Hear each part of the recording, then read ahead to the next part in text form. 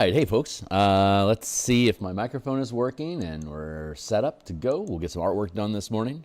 Mic check, 1, 2, 3. Go. We'll get some artwork done this morning. Mic check. Yeah, sounds good. Let me drop the volume out of the way so it doesn't botch up the conversation with my own echo. I might have some throat clearing I need to do. My deepest apologies for that. Let's see, what are we talking about today? So, just give me, it takes like maybe a minute for me to hit all my social media stuff like that. So if you're catching this in the future and you know the score, then be welcome to skip ahead a minute. But if you know the score, you probably already skipped ahead a minute. So cheers to that. For anyone else that's new to the channel, hey, what's up? My name is Phil Kearney. I create role-playing games, I illustrate them, and I publish them online. And I've been focusing on Dungeons & Dragons 5th edition since 2017. It's you know, I've been a DM since 1987, and I never had the urge to no, I'm going to take that back. You know what? I started homebrewing in 3rd edition when I attempted to convert the hold on real quick. Let me clean up my screen here real fast. Switch my background around so we get forward front. There we go. We made this book cover back around episode 40. And so like, subscribe. Holy crap. Hey, we've got 499 subscribers. That's awesome. Thanks, guys. Full creation list here, all 371 episodes. We made the book cover painting around episode 40. We finished off. We also did the lettering, but we came back and redid the lettering in I think around episode 170, no, 270-ish. I really like this font. It's a modified font from the Eberron Adventures from 3rd edition. Oh yeah, 3rd edition. I started making a homebrew, or delving into game design with 3rd edition. I was a huge fan of the Book of Nine Swords, the sword magic book. What was it called? Maybe it was called Martial Powers. Hold on, let's find out. D&D 3E Book of Nine Swords. Tome of Battle. That's right. Tome of Battle was freaking sick. It was a resource system that gave martial characters wuju spell type effects. And so, let's see. Is this all done? Oh yeah, a bunch of my books on DMsGuild are here. All the links are free previews. Discord channel here. If you're interested in participating in playtesting and stuff, you're welcome to do so here. And yeah, okay, great. So we got all of our to-dos out of the way. So let's get back to it. I'm messing around with this army of undead right now.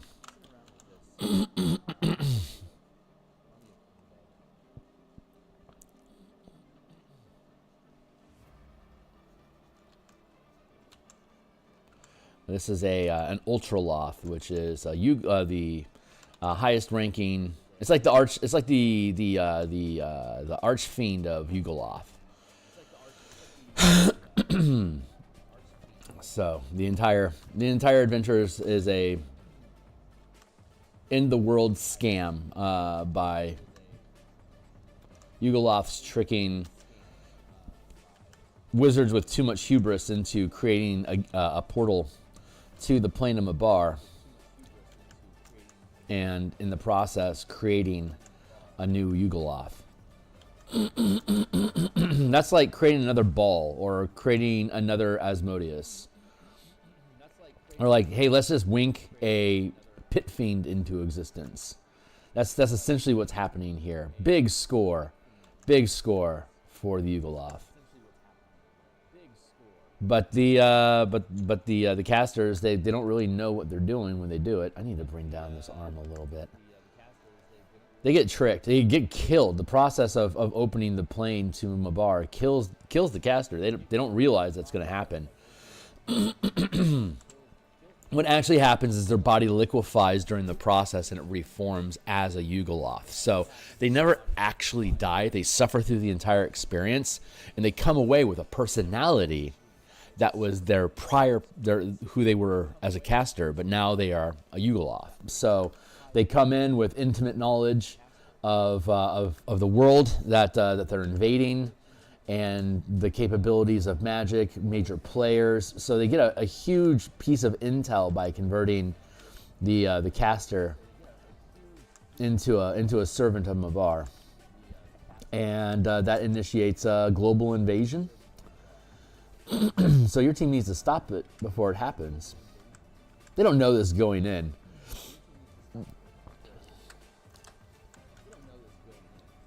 But when they get to the ritual,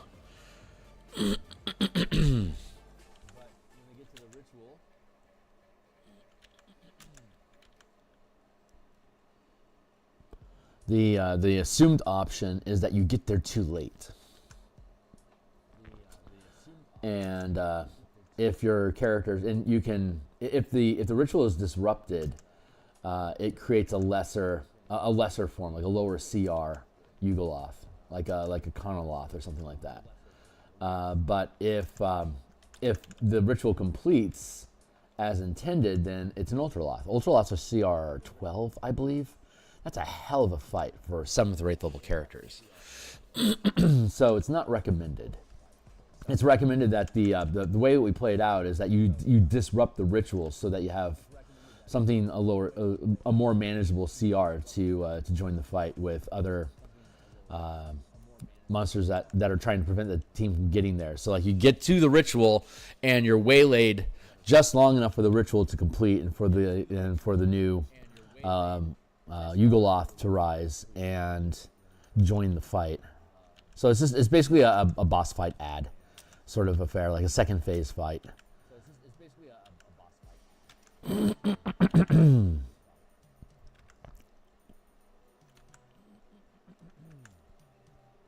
Yeah, that feels good. Let's do that. Just a smidge bigger.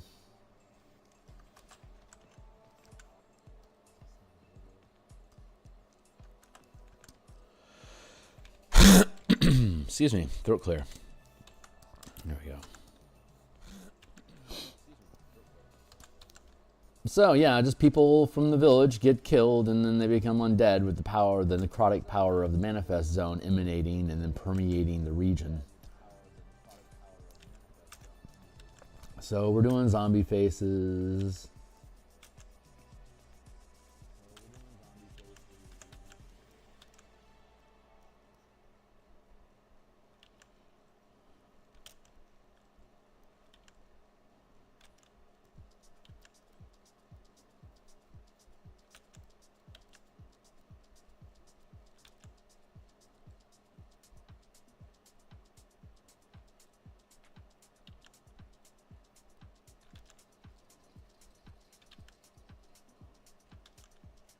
There we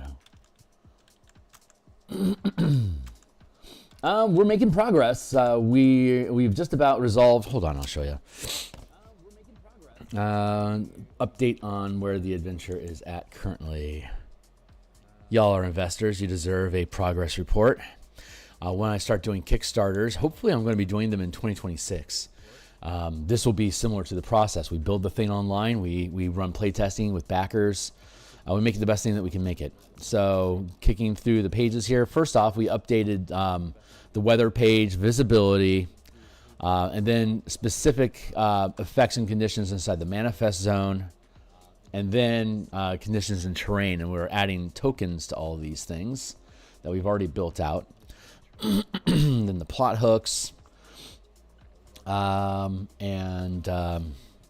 like how to run this is how to run the adventure, basically. What does it say? Running the adventure. There you go. All the technical bits. The pieces of plot. These are the different locations. A brief summary of the different locations that the team transitions through. The weather conditions, the lighting conditions, so you can have a general idea of the weather. These are conditions and things that show up on maps in the manifest zone and where the manifest zone is spreading to that are relevant for combat. These are additional condition terrain tokens that, again, just gives you a glossary up front of what these, like when you see this thing on a map, you have the reference here for like what's the default condition that goes with it. Different plot hooks you can use to enter the adventure.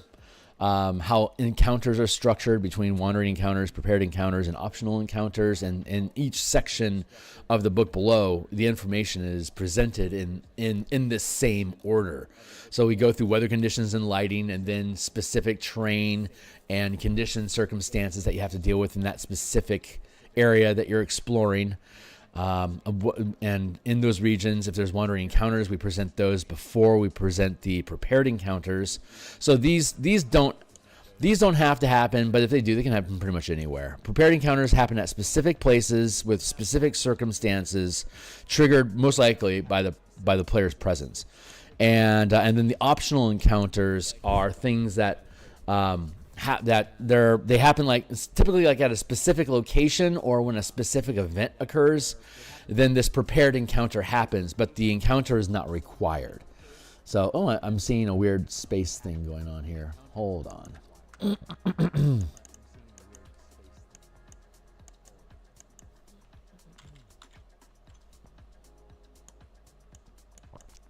What's going on with this gap? There you are. There you are. There should not be a gap here. Let's fix that real quick. How weird. Paragraph. Don't add space.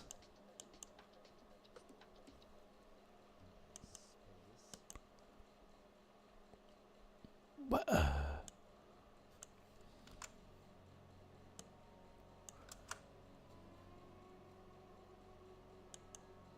Yeah, that was weird.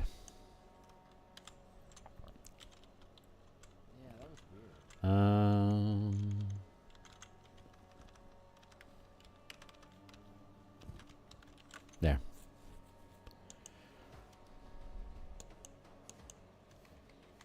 Hit the save button. Yeah, okay, that was necessary. Let's see. Then the deputy plot hook, and then we get into the different regions. So we finished the village under peaceful circumstances. The village piece, outstanding homesteads around the area under attack, and then the village piece after it's been attacked by a bunch of undead. All of that leads you, in all circumstances, leads you to the forest. So we got the Carnwood Forest here. So again, we have the weather, the visibility, travel, unique terrain to the forests, and then wandering encounters, resting, and transition to Act 2.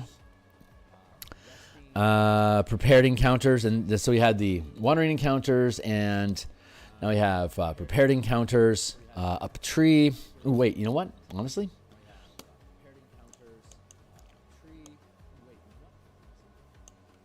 this should actually be like this.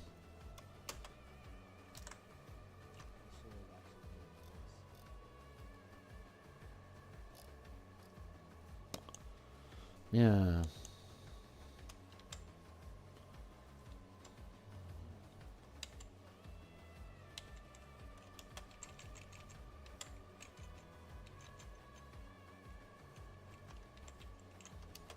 There.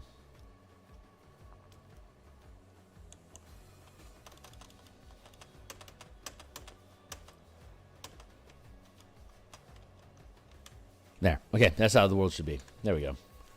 Work in progress. So we're not done yet. Travel, unique terrain, resting, and then we have wandering encounters, and then we have the prepared encounters, and then we have optional encounters. So these are all, we still have to figure out, like, we need to clean them up a little bit, but the spacing's all there. Map goes here, map goes here, map goes here, illustration goes here. These things are all laid out pretty well. Right now, I just need to clean it up to make sure it's efficient. And potentially make a different break on the page here for this. But then we get into part 2. So this takes us to page, Jesus, where are we at? Page 26. And so once we get done, I'm hoping we'll be done with the forest this weekend. But then at the back end of the book, which is what we're working on right now, the appendix section, if we tool forward in the appendices, we go through all the alternate plot hook details and unique encounters that they can have. And then we have the unique items and oddities in the adventure, which goes to here. That's page 86 to 104, 86, 96. That's 18 pages plus the 26 at the front end. That is 44. So we're 44 out of 104. We're 44 pages through. Almost by the end of this weekend, we'll be 44 out of 104 pages. So it's certainly taking a while, but I've never built an adventure before, so it's taking a while. I've created plenty. I've never published an adventure before. I'm sure in future analysis I'm going really deep on this, so that's why it's taking so long. But it's kind of it's art, man. We're making art. It's playable art. So much fun. So I've been enjoying the journey. I love Eberron. And it's a great excuse for me to wake up in the morning and do artwork before I go into my day job. Speaking of which, hey, I stream 10 times per week. Typically Monday through Friday in the morning. I do artwork like this for an hour or so. Just to wake up and have a cup of coffee with you guys. What's up? Last night was Thursday here. I do a 5e game design stream on Thursday nights. We were working on building a book for Spelljammer variant rules for Fightercraft, Mecha, Kaiju, Gundam, Evangelion style stuff. So we've been messing around with that for a number of months, very casually. It's not the primary project is Eberron right now, and so I only work on secondary all the other like side projects. I only work on them when I'm on stream, so I very rarely make any progress on them, except for the martial power system because we're playtesting. So I do invest off-screen time for DM prep, but we also do a lot of that DM prep here on screen. So we spent like 7 episodes, I think, last month in building out the first few zones of the Mega Dungeon that we're using for our 3rd to 10th level playtest. By God, that's fun. I am very much looking forward to Monday, and I think we've picked up another recruit. So I think our roster is actually at 5, maybe. I don't think we're at 6. But if we can build enough numbers, it'll have to be for I'd like it to get to a place where we have a stable 5, 4 players would be ideal. 5 would be okay. 3 works okay too. But if it's more than, it's not going to be an effective play test if it's more than 5 people, because it's just going to take too long to get through stuff. Too many people involved with pressing too many buttons. It'd be better to have less people pressing buttons and get an honest opinion from them, and then potentially shift who's involved in playtesting in the future to see where that goes as well. But every time we play, we find little nuggets that make the system better. And by God, I am looking forward to when that publishes. I'm such a mana junkie. But oh yeah, that's right. The first playtest design stuff or homebrew that I ever created was a mana system for the Tome of Battle for the Book of Nine Swords from 3rd edition, because it was basically like you have a stack of prepared maneuvers and powers and stuff that you can use, and it was basically you can use this many. And when those are exhausted, you have to.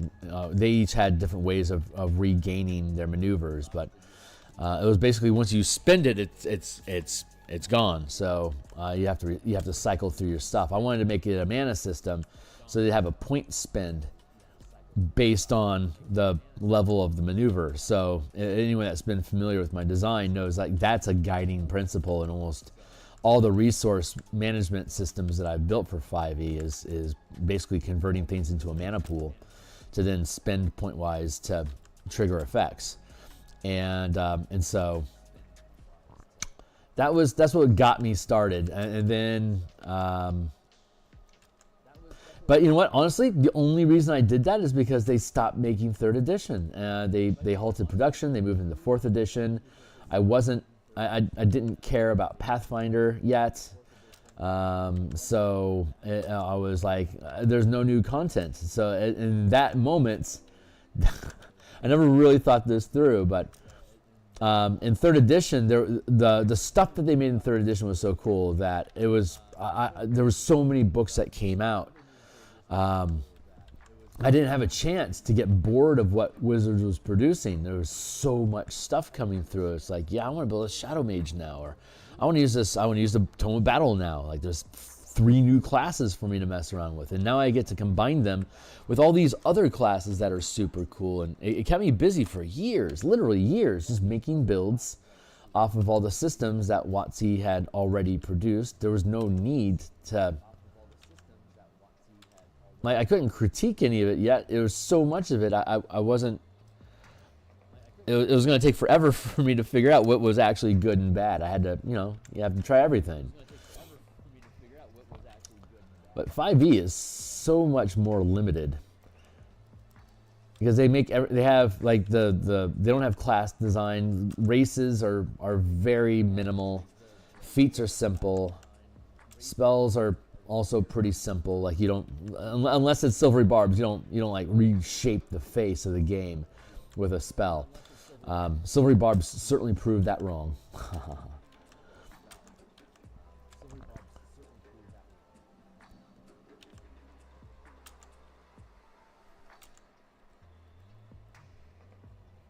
Shit like that.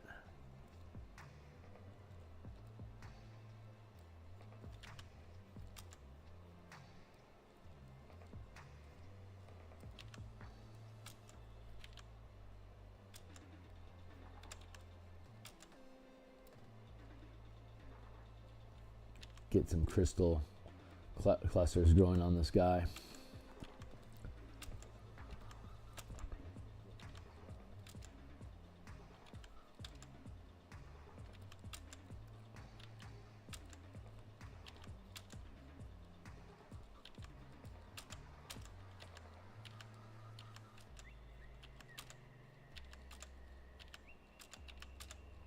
Fun. Yeah, so 5e was really easy to absorb in comparison to the library of books that was created for 3e. And so I had already gotten a taste for design work from modifying Tome of Battle with mana. So that's what got me started in making mana systems and the color magic. Like, because WotC owns owns Magic the Gathering.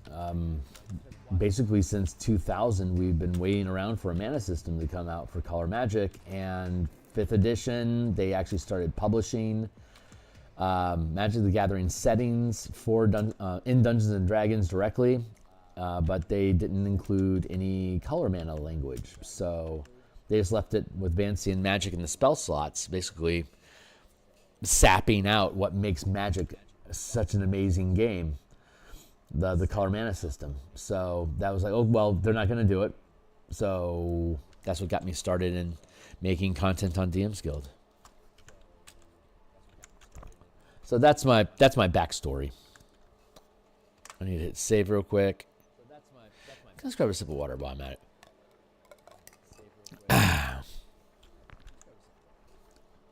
Apparently I need to close that out and reopen it because my Photoshop locked up.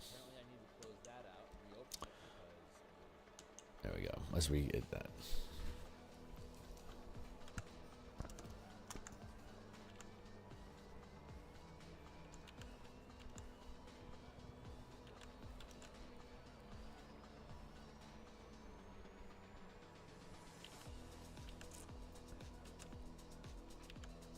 I like doing line art.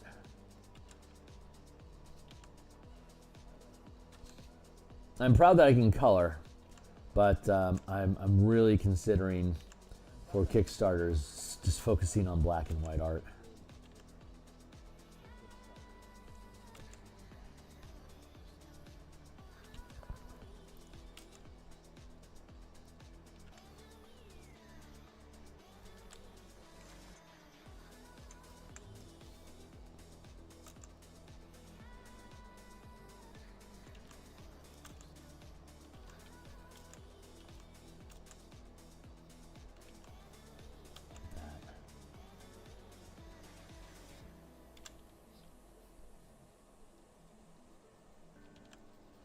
Give this guy a shield.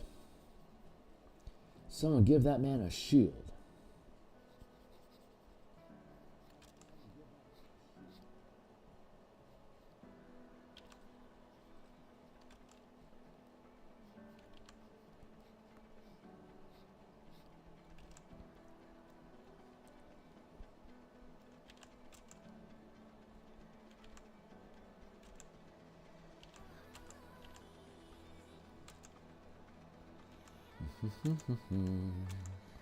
So yeah, I stream 10 times per week, Monday through Friday in the mornings like this. Thursday nights we do game design. On Saturday, it's Saturday brunch time, like noon till 3 on the East Coast, or here in Seattle it's 9 till noon. We do, it's just an open bench, so typically it's going to be game design, but sometimes it's like book covers, or rarely, very rarely, it's a commission. You know, I don't do a lot of commissions these days, but I do barter. I offer commissions as barter to people that I work with, like for editing or like mechanical consulting or whatever. It's not unusual for me to fence off my Thursday nights and Saturday mornings to make artwork for somebody if that's where we're at. So that's nice. I don't do a lot of commission work currently. Most of the commissioning I do is I recruit myself to do art for my own books, so I can write off the cost of the books, or I can write off the time of art for time spent creating the book.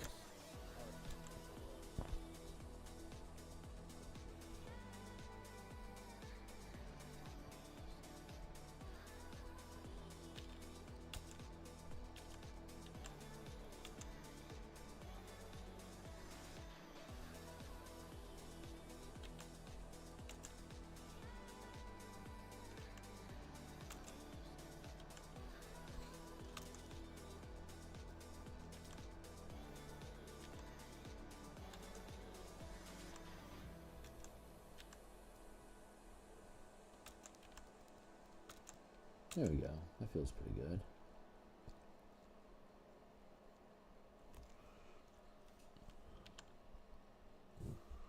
That's a cool dude.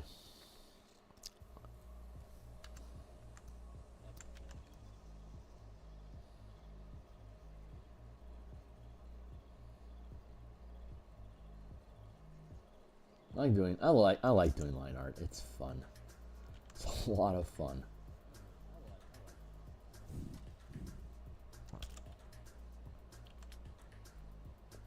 Nothing is as loose and freeing like line art is.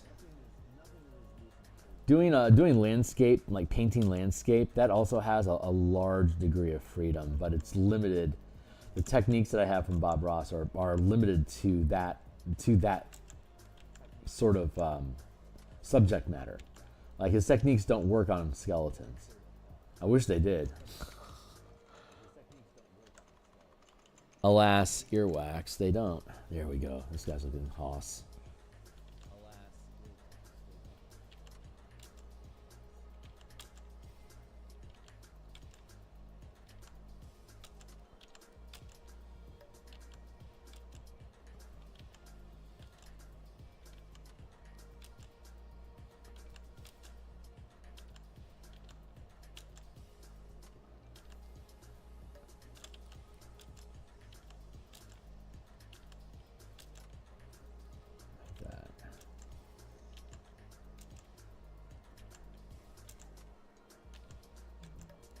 Nice.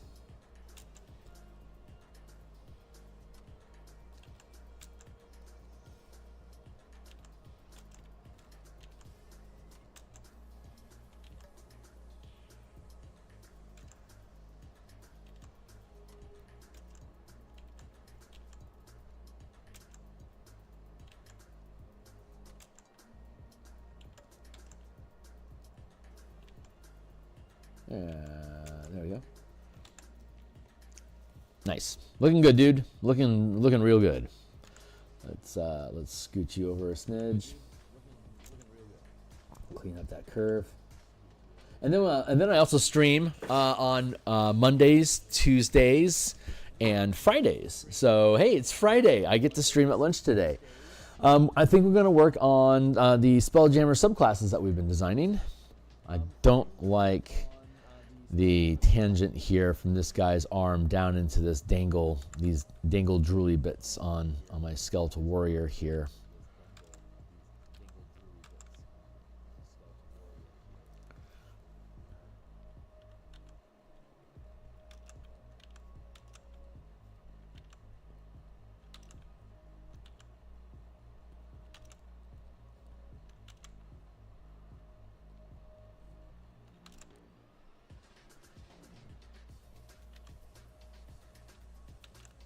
There we go.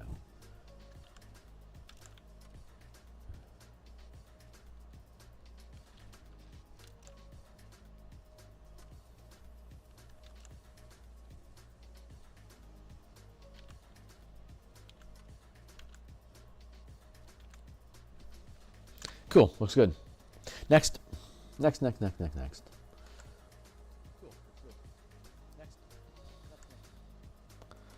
There, I can bring this down another smidge.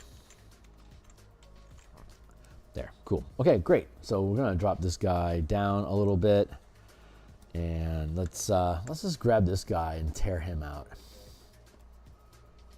Make him the star of the show.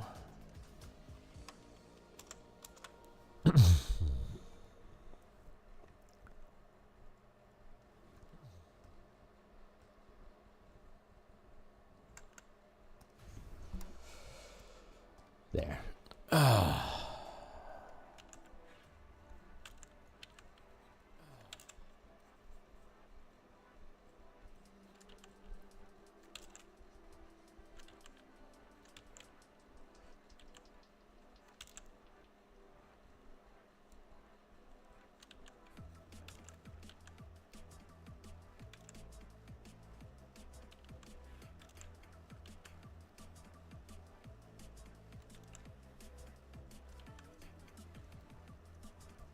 This is a mushroom or a fungus infected undead that causes its body to bloat, and when you hit it, it explodes with noxious gas. That's a stinking cloud effect.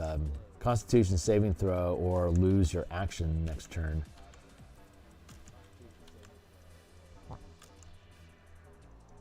All you can do is move.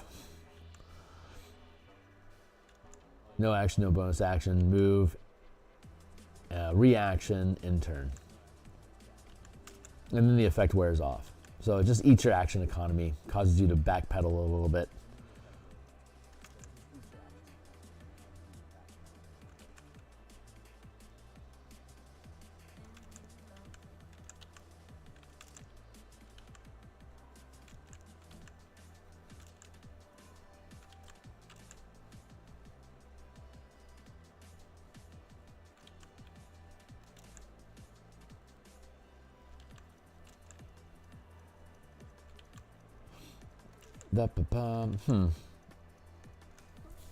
I don't have a lot of inspiration for where this guy's going. I don't think I like that. I like his head being tilted back. That sounds funny.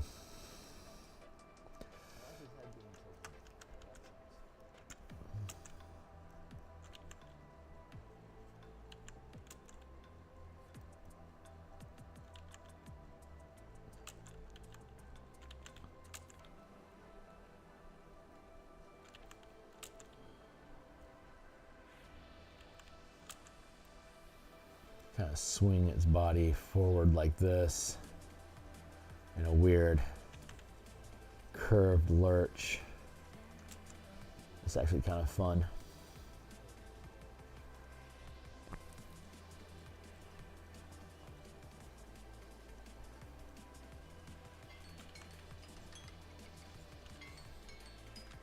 Hey, that's the timer. That's letting me know 20 minutes have gone by. What time is it? 7:15? Okay, cool.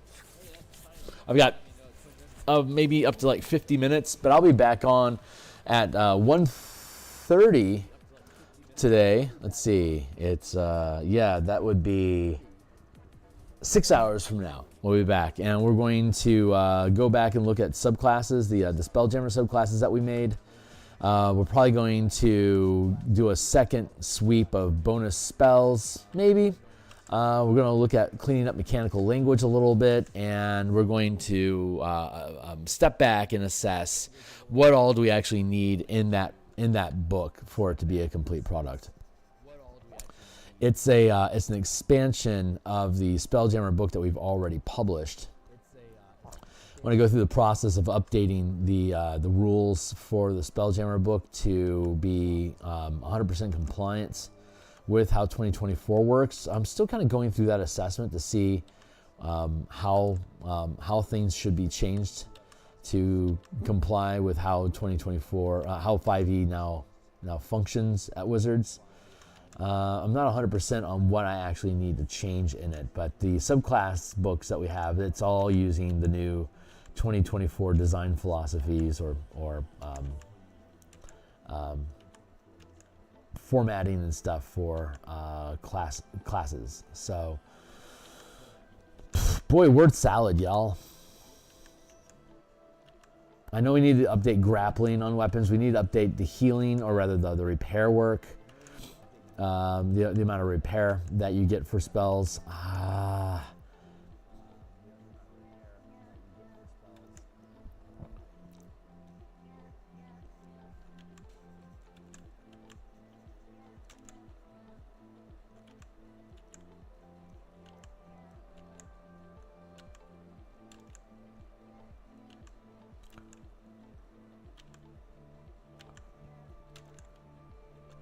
I want fungus growing on this guy's face, like like a beard. That's great.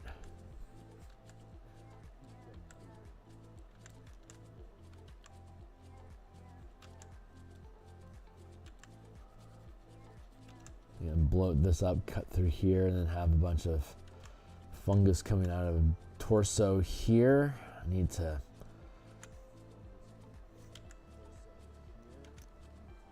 Can I tilt his head back further? I really want to have like this really uncomfortable lurch sort of walk going on with this one.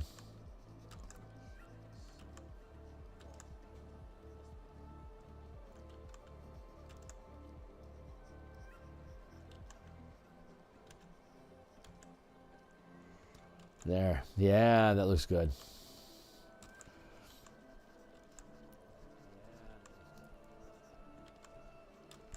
It's really uncomfortable.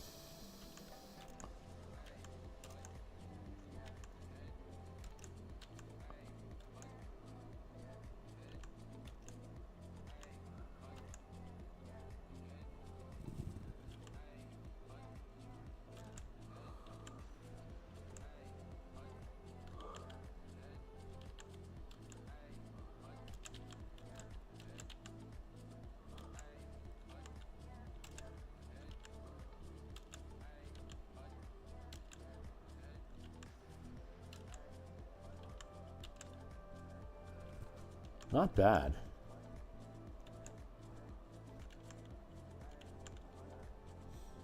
I used to do zombie animals and zombie hands and stuff like just zombie people stuff, anatomy, like putrid anatomy in high school a lot. Like when I got bored in class, I'd just start making rotted zombie body art. It was fun. It was fun. You don't have to be super accurate with anatomy, so it's forgiving, and it's got a little bit of a shock value for other other kids looking at your artwork.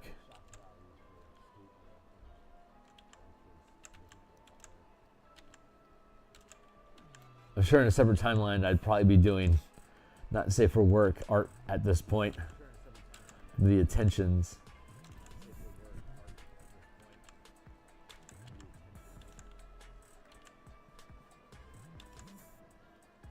Because I thrived on that attention for the shock value of the art that I did. So it would not have been surprising if a version of me stayed in that vein and got really good at smut anime. Alas, earwax, not my fate. Let's have some growing out of its ear. But it's fun to reminisce about the days of zombie art in class.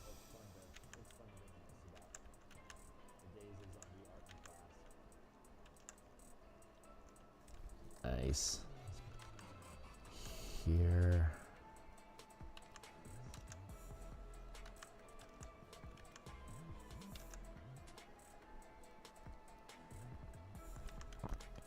Yeah, undead is just, it's so forgiving because you don't have to be, like, as long as you're vaguely accurate with your proportions and anatomy, it jives, you know, because they're rotting and things are out of place and stuff like that. It's the vibe of zombies in the first place, or just undead in general, is being distorted and a little bit melty, broken.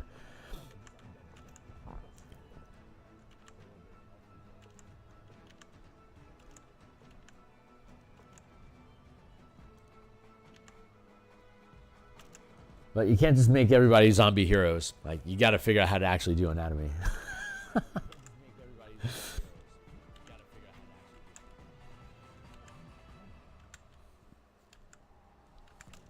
Here, like that.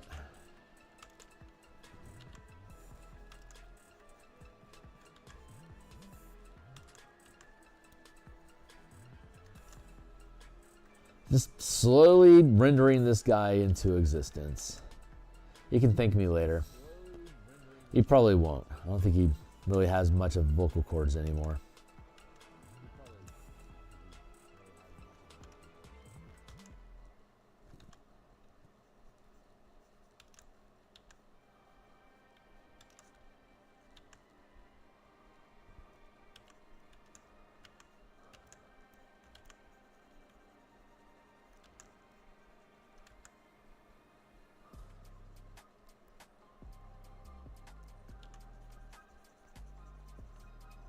This is so fun.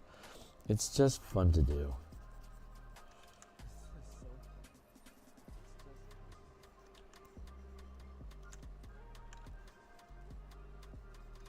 Like, this guy's not going to win any war for anybody. He's just lucky to be participating.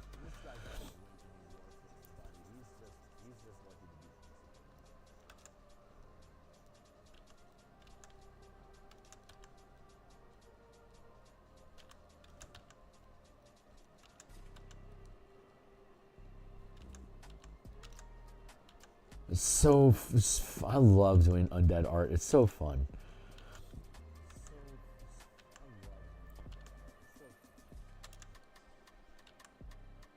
I would have done really well to do Cthulhu art.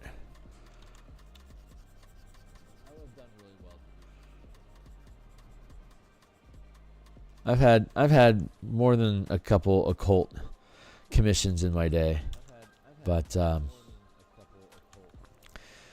never leaned into it. IP was Dungeons and Dragons was the IP that I loved. So everything I wanted to do, like any other thing, was just kind of a gig.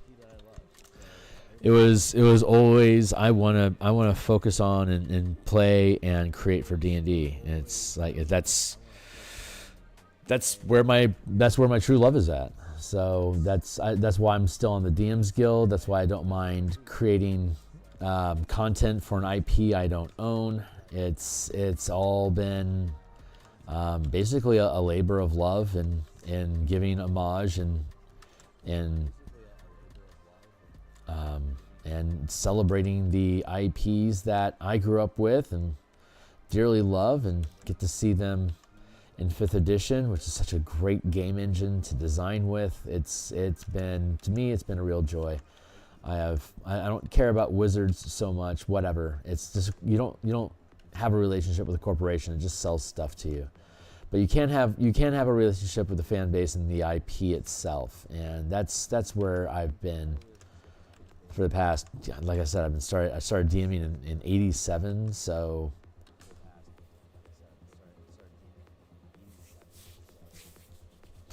38 years. Just about 38 years now. I've been running games in D&D.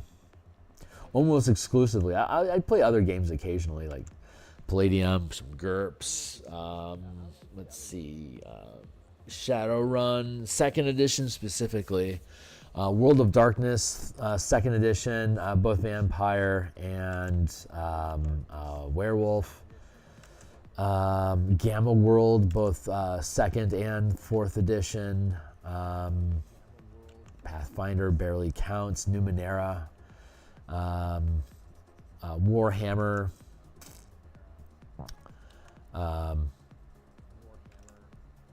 First edition.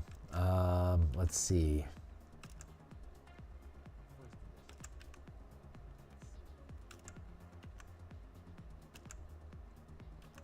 Mutants and Mastermind, Marvel Superheroes,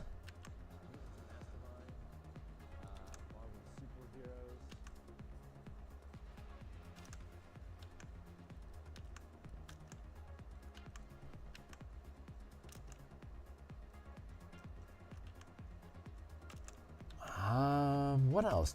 Is there any other games I have any real experience with?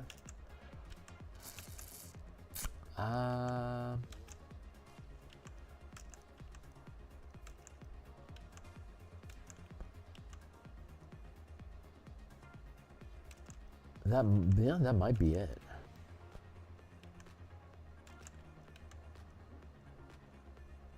Oh, Rollmaster was another one. That's right. Yeah, I had Rollmaster in there. Played a few games of that. A bit of Pathfinder 1st edition, but it's almost the same as 3rd, so that barely counts.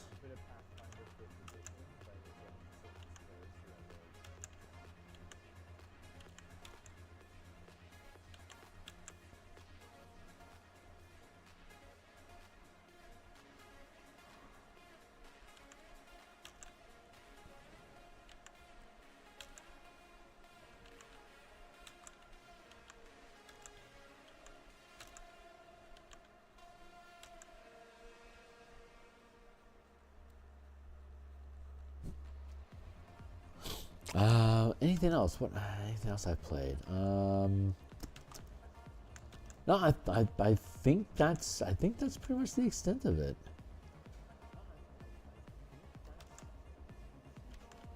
Yeah. Oh, Teenage Mutant. Well, I said Palladium, but I mean, like that's like Robotech and Teenage Mutant Ninja Turtles and Rifts. It's all the same game. You're just changing, the color of the lasers, basically. So Rifts is a lot, and I kind of shorthanded it, but I played a lot of Rifts.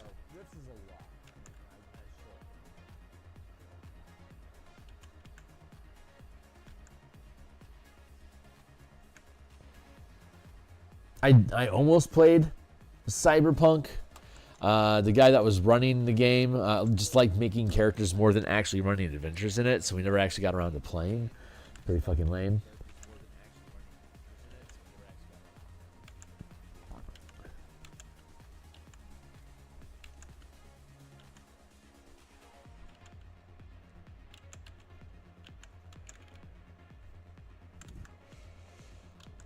This guy's great. Oh my god, I love that. Let's get this guy back in. Oh my god, I love that.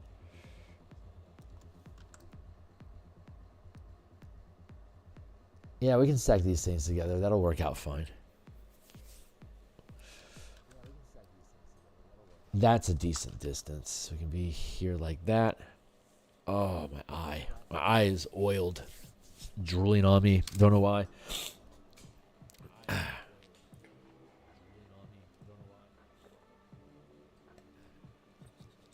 Oh god, this stuff is so fun.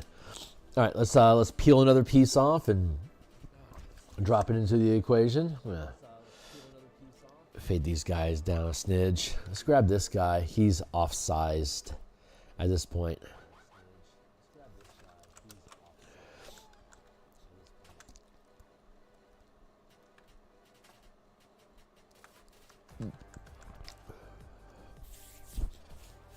Very similar pose to this one, so I don't want. Oh god, my eye. Blah.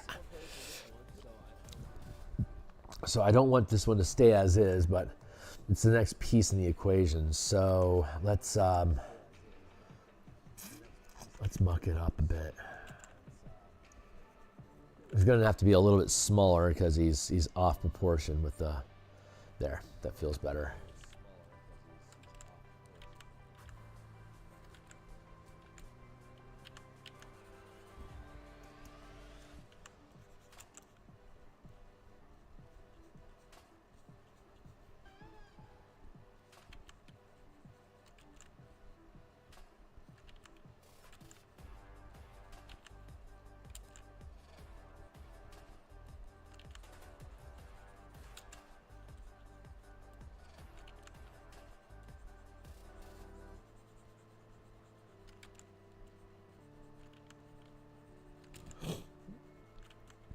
My shields really denote intelligence, you know?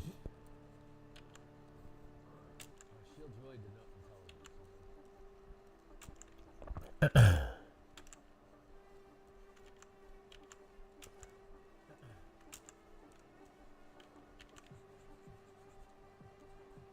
guy's got a real hunter vibe to him. Let's get that arm in place there, and then here.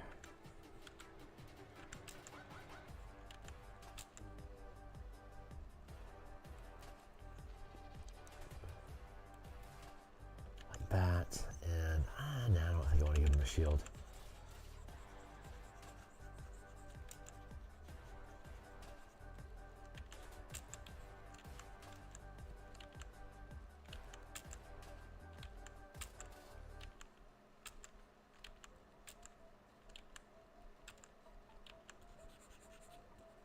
There we go.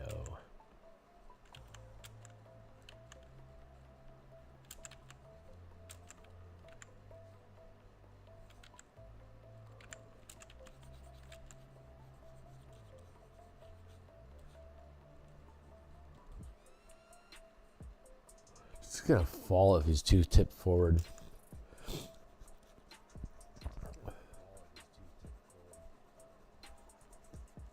Hips to it.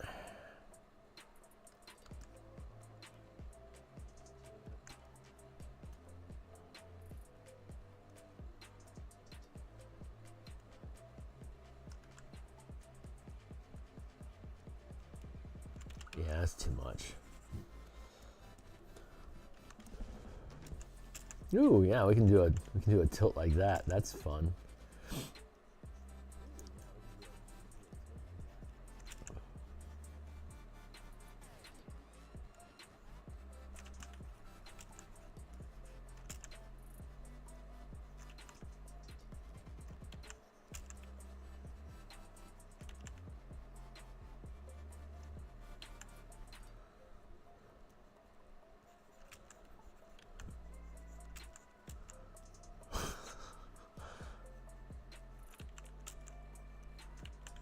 That's, yeah, this is a lot more preposterous. That's fun.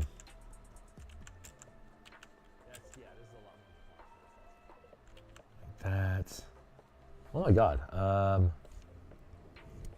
Yeah. It's only the 12th, 13th. It's Friday the 13th. Hey, it's Friday the 13th, folks. Welcome to it. Enjoy your curses.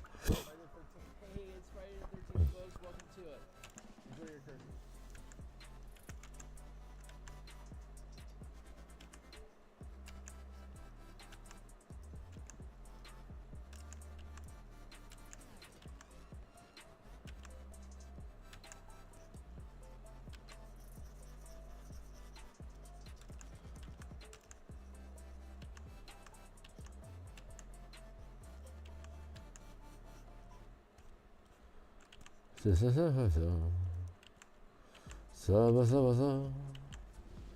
it? 7:37.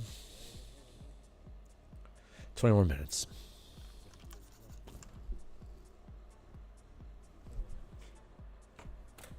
Yeah, that's right.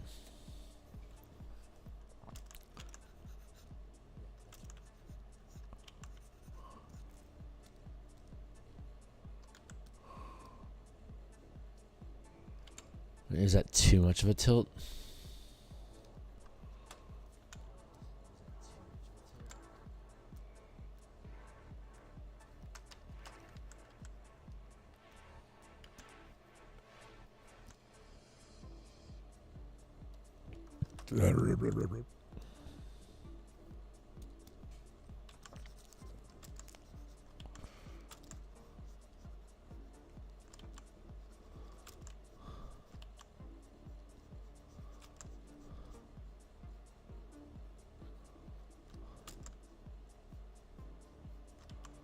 That's gonna work.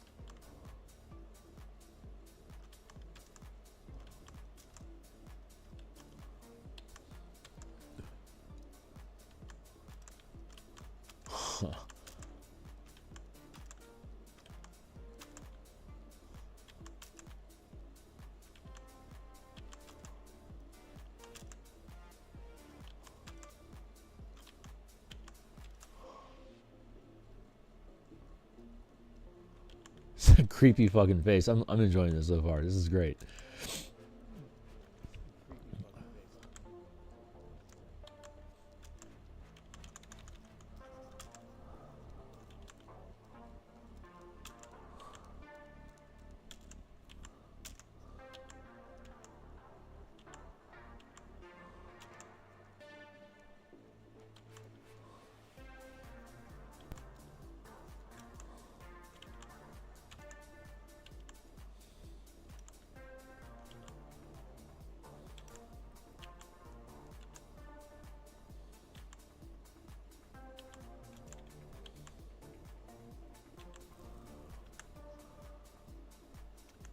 Too big. Gotta shrink that down a bit.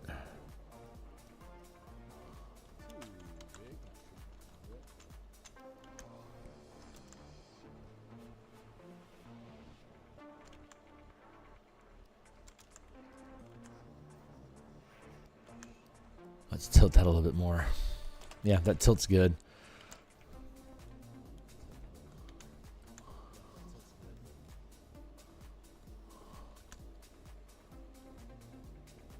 Break that forward.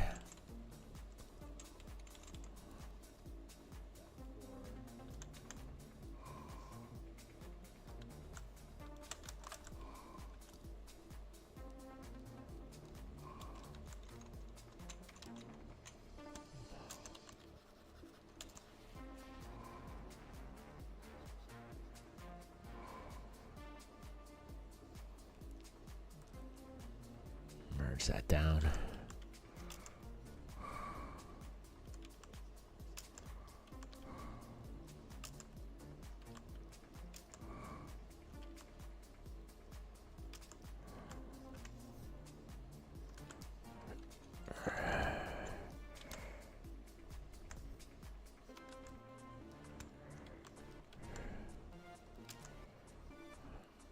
Hip here.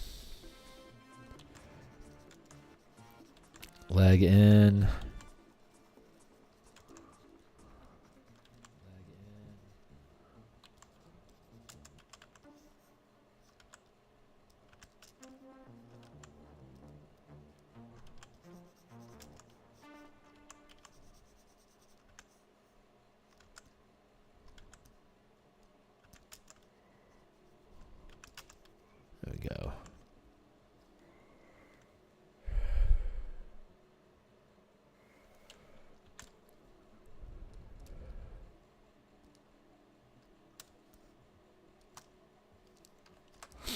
Ooh, I kind of like that.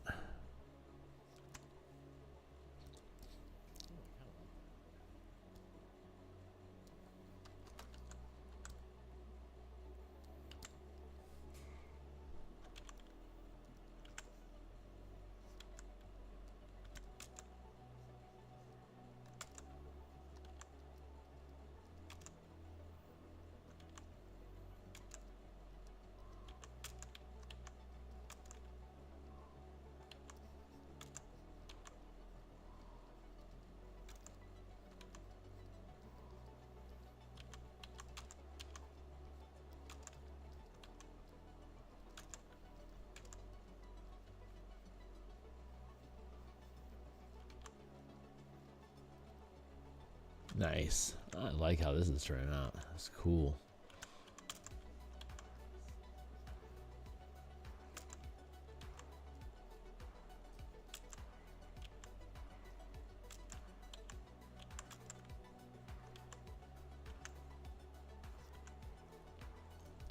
Transform to bring that down a bit.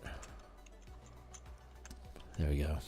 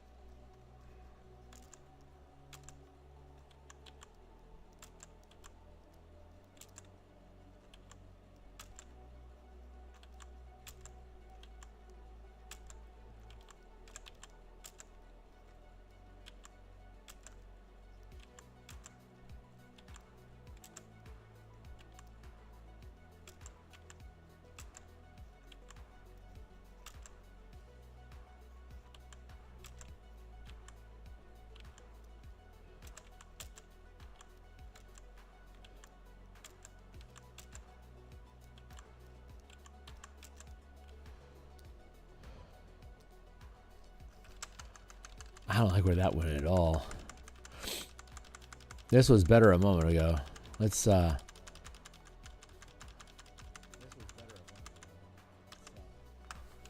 let's go back before it's too late.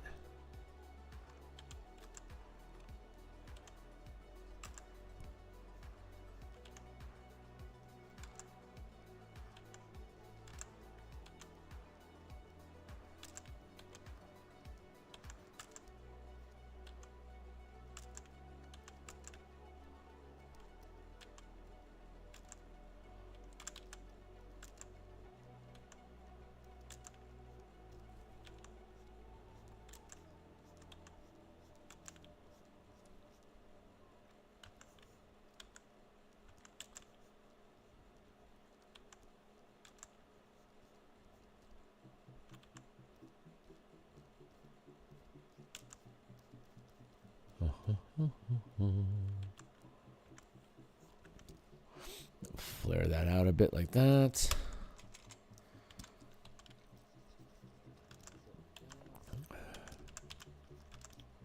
There we go.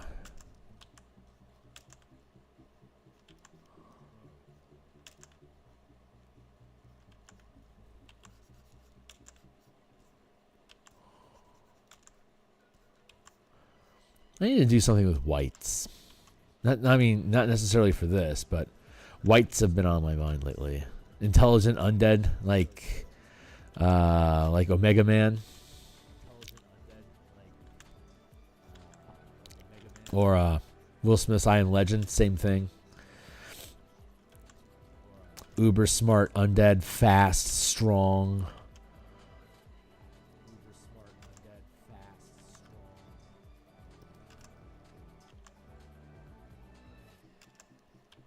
Saw the trailer for 28 Years Later, and that looks like I guess it's going to be a really fun undead film.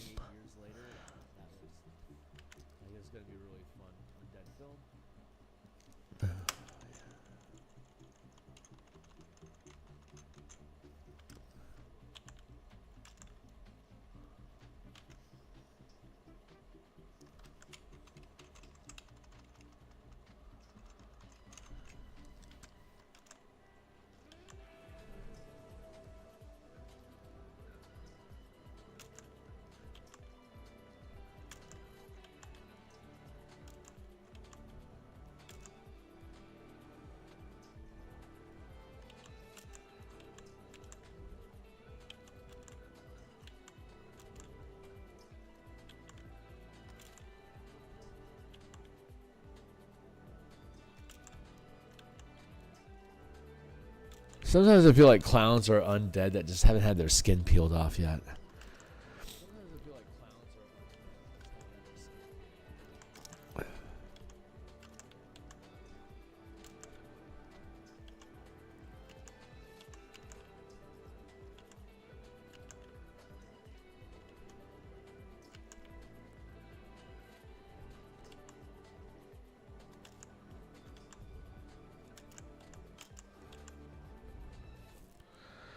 There, let's get this here.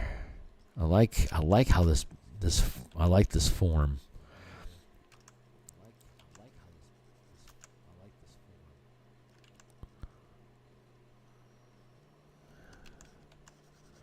Feels good.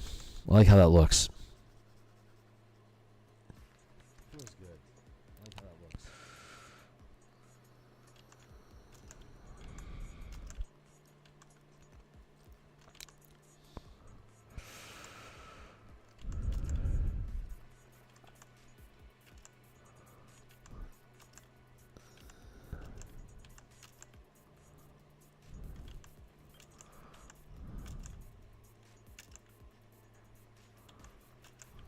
Evisceration Nation.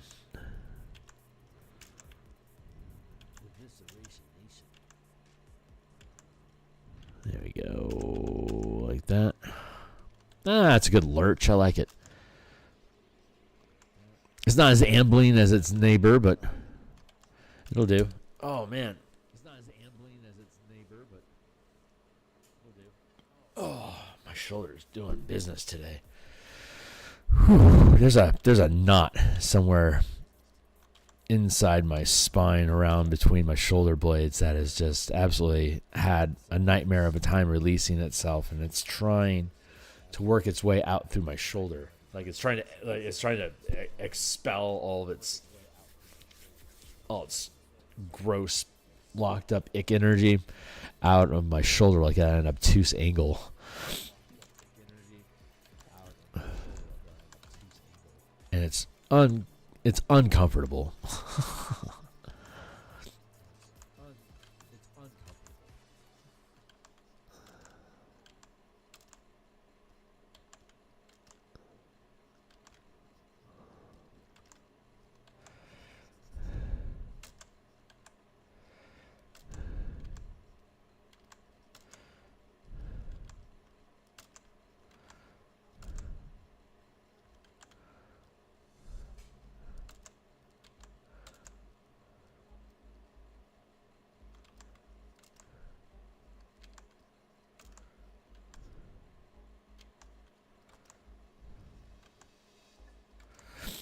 Yeah, stand that up a bit. Let's get that anatomy forward facing.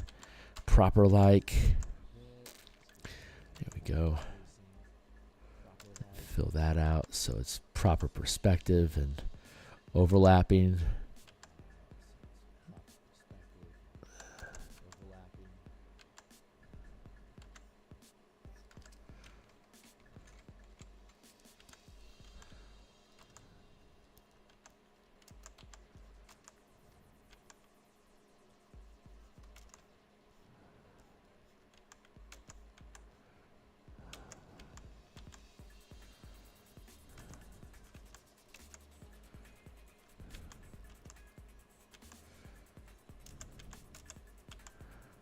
Like that.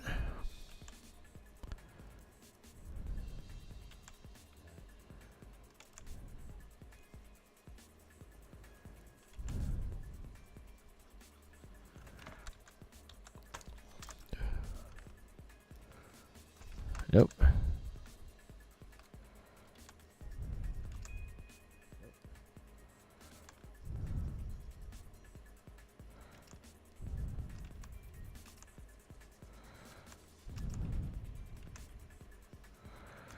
Let's change that angle a bit.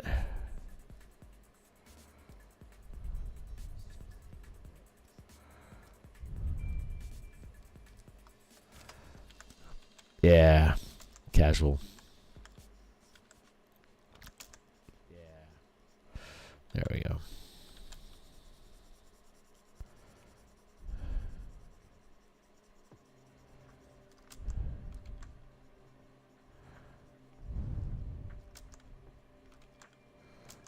It is flat out missing your arm here. So, cheers. Thanks for joining the battle, depleted as you are.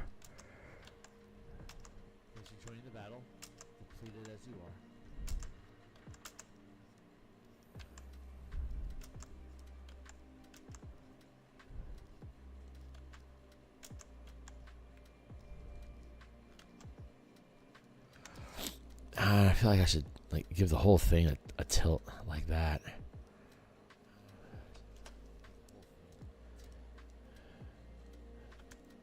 Nope, nope. Yeah, that is appropriate.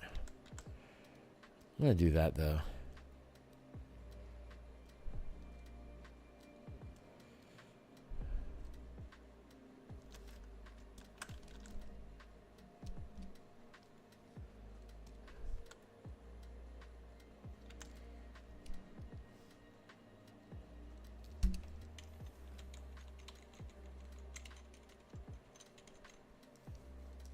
So far, so good.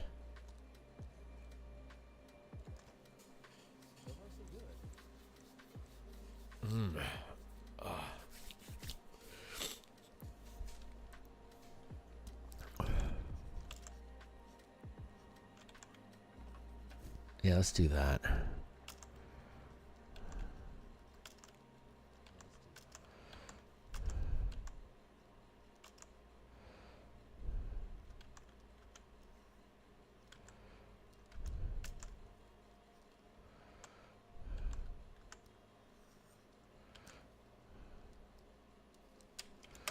Bit of a tilt like that.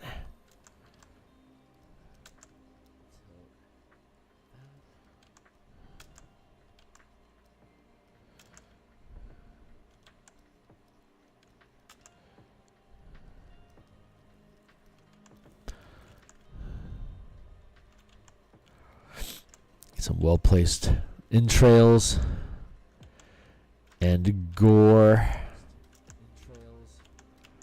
Set up nice. There we go.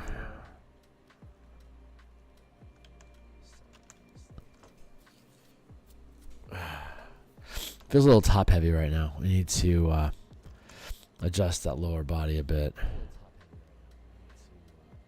There.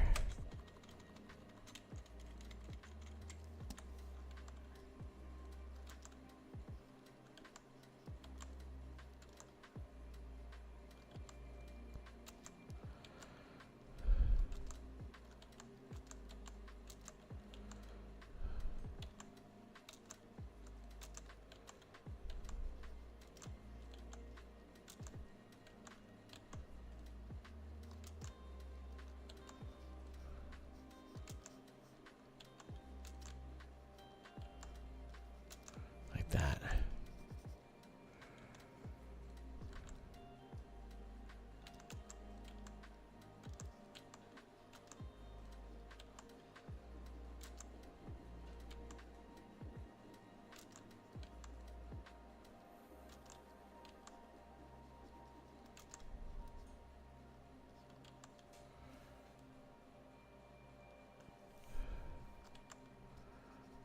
I like that.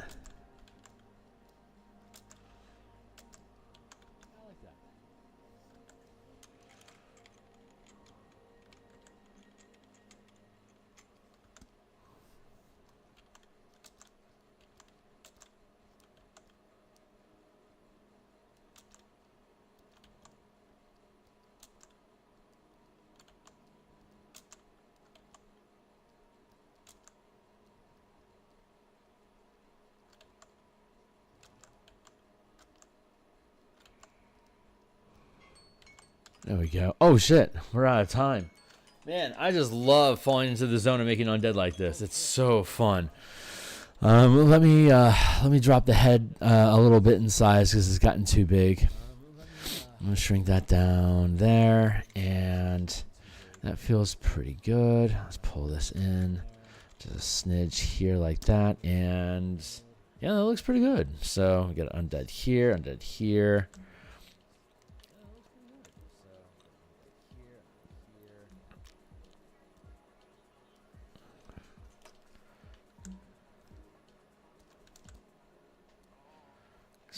keep it there.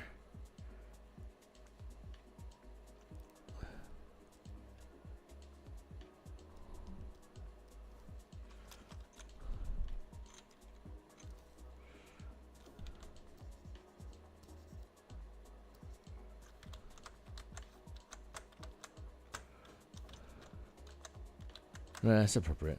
It's just like that. These three are pretty nice. I'm going to drop them down here. Cool. Yeah, we're just going to, obviously, as we get the first line defined here across the first wave, that sets basically the level of detail. And as we push back to further and further back in rows, they become less and less detailed until they're just basically a color smudge. So you just front load detail. So the eye is like, yeah, like just this is what you'll, yada, yada, yada is basically what your eye is saying. Yada, yada, yada.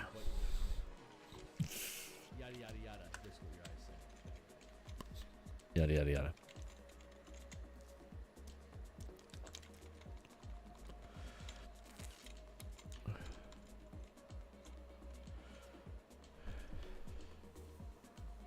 God, it feels really good. Let's grab those here and pull them over like this a bit. No, that's a good space for it. Cool. Okay, great. So here, just the last, she won't let me go. So I just got to do this one little more thing bit here, apparently.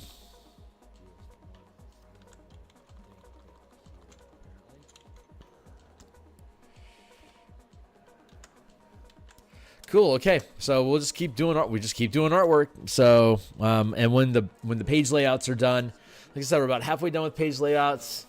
We start at the end of October, so that probably means that we'll have the layouts done in late January. That's later than I wanted, but it's okay. We're just moving forward. So, and once the layouts are done, I don't have to do anything like text and like moving text around the page. I can start doing detail work like this off screen as well. And so when I come back every day, I'll have more progress done that you didn't see. So I'll see how we divide up our time between creation and detail work here on the stream and then off stream as well. I'll be back in 5.5 hours to continue working on Spelljammer subclass design. And yeah, I'll see you guys when I get to. See you later.